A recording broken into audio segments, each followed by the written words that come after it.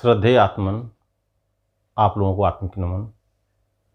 आज हम जिस विषय पे चर्चा करने चल रहे हैं बहुत ही महत्वपूर्ण है। क्रोध शब्द सुनकर ही कितना खतरनाक फील होता है। क्रोध एक क्षणिक पागलपन है। आज हम लोग क्रोध के बारे में, क्रोध को हथियार के रूप में भी कैसे यूज कर सकते हैं, कोई बहुत बड़ा कार्य कैसे कर सकते हैं, इसे बताया जाएगा।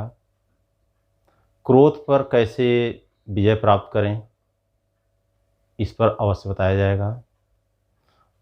ऑक्सफोर्ड डिक्शनरी में बताया गया एक्सट्रीम डिस्प्लेजर यानी चरम नाराज़गी। हमें क्रोध क्यों आता है? जब हम किसी से बहुत ज़्यादा नाराज़ हो जाते हैं, हमारी इच्छाओं की पूर्ति नहीं होती है, लोभ मोह, हमारा अहंकार कहीं आड़े आ जाता है। क्रोध एक डायनामाइट की तरह है। डायनामाइट जिससे बम बनाया जाता है। सोचें, यदि क्रोध का बम अपने घर में फोड़ेंगे क्या होगा? परिवार बिखर जाएगा।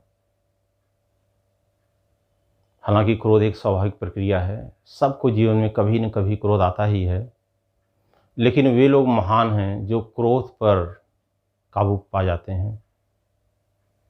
उनकी दशा दयनीय है जिनके ऊपर क्रोध हावी हो जाता है।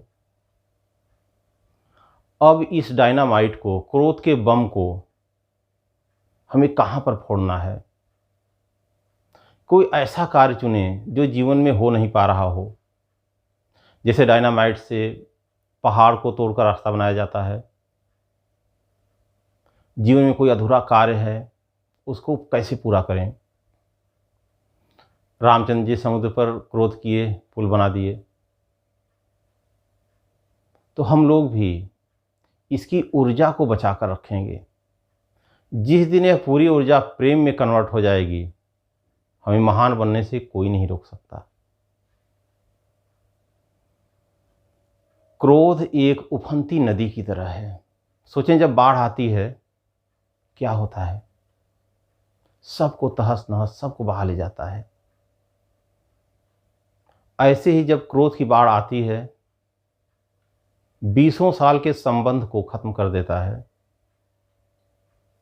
अब इसी क्रोध के बाढ़ को रोकना है। नदी के पानी को रोककर क्या बनाई जाती? बिजली। जिस दिन हम इस क्रोध के बाढ़ को रोकना सीख जाएंगे, एक अलग प्रकार की ऊर्जा का निर्माण हम कर सकते हैं। इस ऊर्जा से बड़े बड़े हम कार्य कर सकते हैं।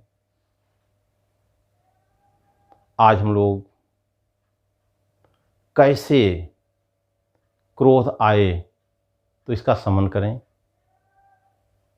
कितनी उपाय हैं शमन करने की, इसे बताएंगे। और क्रोध की एक श्रृंखला चलती है। व्यक्ति किसी कारण से इरिटेट हुआ, ऑफिस में बॉस को कुछ कह नहीं सकता, क्रोध से भरा हुआ है, क्रोध निकालने का तरीका उसे नहीं पता है, बस मौका ढूंढ रहा, अवसर ढूंढ रहा है। घर में आया, पत्नी को किसी गलती न गलती पर क्रोध कर दिया। अब पत्नी भी इस क्रोध को कहीं न कहीं निकालेगी। वह बच्चे पर, होमवर्क किया नहीं किया, कुछ गलती हुई, अपशब्द बोल दी या 2 झापड़ मार दी।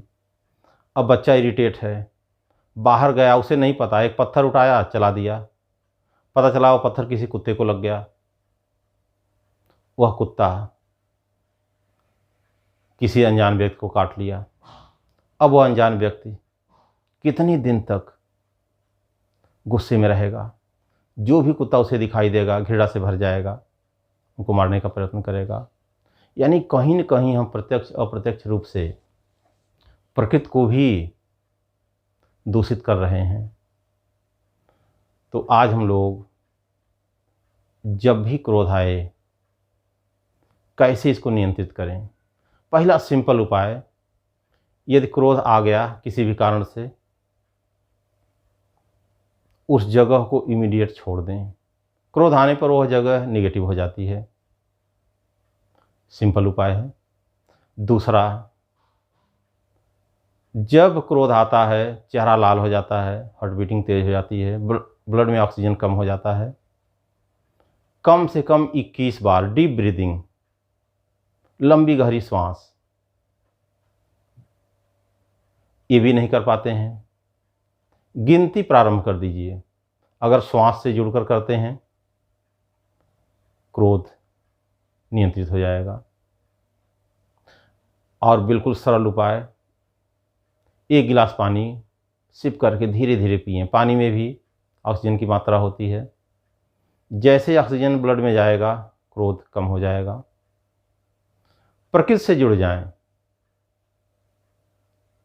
कोई घर में अच्छी सीनरी हो, गार्डन हो, किसी फूल को एकटक देखिए,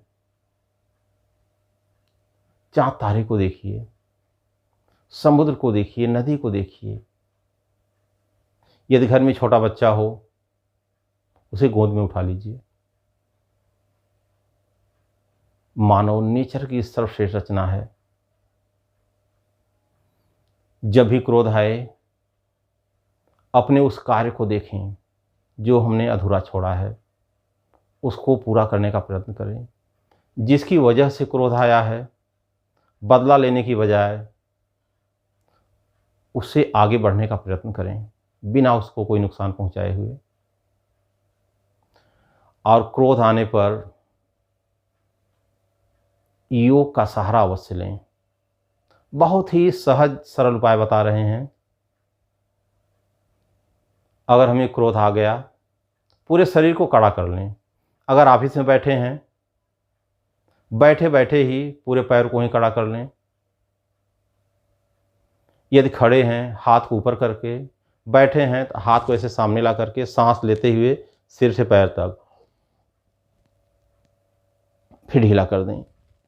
5 से 7 बार, या कोई हल्का फुल्का आसन कर लें, चैंटिंग कर लें। किसी मंत्र को जानते हैं, मंत्र का जप कर लें। देखेंगे क्रोध खत्म हो जाएगा। इसके लिए हमें थोड़ी सा अभ्यास भी करना है। अगर सोचें, अपने आप से एक क्वेश्चन करें, यदि ऐसे ही हम साल भर तक क्रोध करते रहे तो क्या होगा? अगर आंसर आता कुछ भी नहीं, कोई दिक्कत नहीं। अगला क्वेश्चन करें, क्या हम प्रकृति को बदल सकते हैं? संभव नहीं है। क्या हम अगले व्यक्ति को बदल सकते हैं जो यह शब्द बोला है जिसकी वजह से क्रोध आया है? संभव नहीं है। सिर्फ अपने आप को बदल सकते हैं। जिस दिन अपने आप को बदलने की प्रक्रिया आ जाएगी, क्रोध के साथ साथ आलस, लोभ, मोह, यह भी खत्म हो जाएगा। कहा गया है मानव के 4 सबसे बड़े शत्रु हैं: आलस, क्रोध, लोभ, मोह। और क्रोध सबको साथ लेके चलता है। इसका थोड़ी सा अभ्यास करें। आंखें बंद कर लें। इमेजिन करें किसी नदी के किनारे लेटे हुए। हम थोड़ी देर फ्लोटिंग करेंगे, बिल्कुल ढीला छोड़ दें। नदी को देख रहे हैं अंतःनेत्र से, जैसे नदी पर कोई सूखा पत्ता गिरा, नदी के साथ आगे बढ़ रहा है। उस पत्ते की जगह स्वयं को फील करें, आगे बढ़ते जाएं। नदी का उद्देश्य उद्गम से निकलकर महासमुद्र में विलीन होना। नदी के मार्ग में भी व्यवधान आते हैं। यदि सक्षम हैं, उस व्यवधान को तोड़कर आगे बढ़ें नदी की तरह, नहीं तो रास्ता बदल दें। हम नदी के साथ बहते जा रहे हैं। इस जीवन में पूर्णत्व को प्राप्त करना है। बड़ी सहजता से नदी उद्गम से निकलकर मैदान की तरफ, फिर समुद्र की तरफ, नदी समुद्र में पहुंच गई। हम भी एक सूखे पत्ते की तरह बीच समुद्र में। सप्तर्षि मंडल को देखें, 7 ऋषियों का समूह, 7 रंग की तरंगें, प्रेम, ज्ञान, साहस, धैर्य, क्षमा, दया, ममता। जैसे इंद्रधनुष के 7 रंग, बैगनी, नीला, आसमानी, हरा, पीला, नारंगी, लाल, आत्मसात करें। समय हो तो इसको खूब देर तक 15-20 मिनट, आधे घंटे, 45 मिनट तक अनुभव करें। ब्रह्मांड की ऊर्जा आने लगेगी, तरंगों से भर जाएंगे। समय अबाध गति से व्यतीत हो रहा है। हम पूरी तरह क्रोध को नियंत्रित कर लिए हैं। अब धीरे धीरे शरीर इतनी हल्की हो गई है, लहरों के सहारे वापस आ रहे हैं। इतना हल्का फील कर रहे हैं जैसे शरीर प्रेम से परिपूर्ण हो गई है। अब हम इस दिव्य शरीर मंदिर में वापस आएंगे। इसे जगाएं, हाथ पैर हल्का हिलाएं, हथेली आपस में रगड़ें, आँख को स्पर्श करें, एक गहरी सांस लें। हरि ओम।